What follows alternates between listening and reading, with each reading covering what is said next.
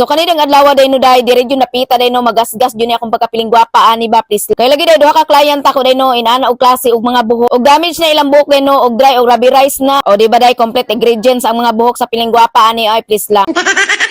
Anyway, dahil kanidang client ako din no, kay taga Bacolod, Lanao del Norte, di ay mo nang sayo kay siya nigikan sa ilaha din no, dahil para sayo po siya maabot diri sa Iligan City. Muna dahil sa way pagkalangan-langan din no, dahil ako din hugasan yung buhok dahil o katulo. O ginana na dahil ang buhok sa akong client ay no, dahil di na dyan siya masudlay tungod sa karabirize na. Muna pag ginani na nga klase ang buhok sa akong client ay no, diri jud mo sulo dahil ang KO is hair treatment. Pag ginani gali nga hair treatment ay ang buhaton sa iyong buhok no, malayon jud na inyong pagkapiling gwapa ba.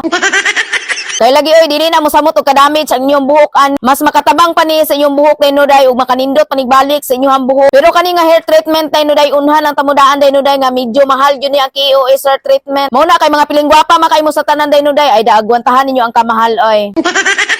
Kaya lagi daghan kay mo ana sa piling gwapa day baday nga ma'am gusto ko magpa-KOS hair treatment nimo pero mahal kay ka sa tanan. Ay sus day nana jud ang piling gwapa ka day no day gasto jud kay na sa tanan please lang.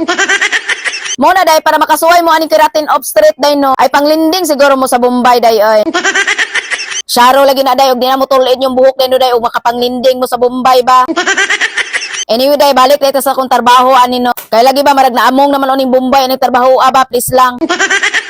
Bitaw oy kay layo man lagi kay ni sa tanan ng akong client. Mo nang niana ko sa iyahan no nga lubos-luboson na lang nini ayang buhok para maayo jud ba. Kay iya man kung gipabok sa ko ade no day kay hair protein ra man gud unta. Unya lagi pagtanaw na ko siyang buhok din no kay tabangonon makay sa tanan. Mo nang nagsuggest ko sa iya din no day nga mo ang EKOS hair treatment ang iyang buhok. Kay puslan man day naabotan siya diri sa Iligan City ba. Kay kung ang habol man gud ninyo day sa mga hair treatment karon day no nga na straightening nga 90%. So diri na lang jud mo day sa keratin off street day no kay mararamong lapariban ani niya. Kay lagi kanimo kung keratin off street day no day kay makahatag man gud siya straightening sa iyong buhok day no day nga 80 to 90%. Ug ang ka-straight sad nga mahatag sa KOS hair treatment sa iyong buhok day no day 9 months to 1 year. Depende na lang na ninyo day no kung giunsa nyo pag-atiman ang inyong buhok pa please la. Ug maura day to no by mo oy.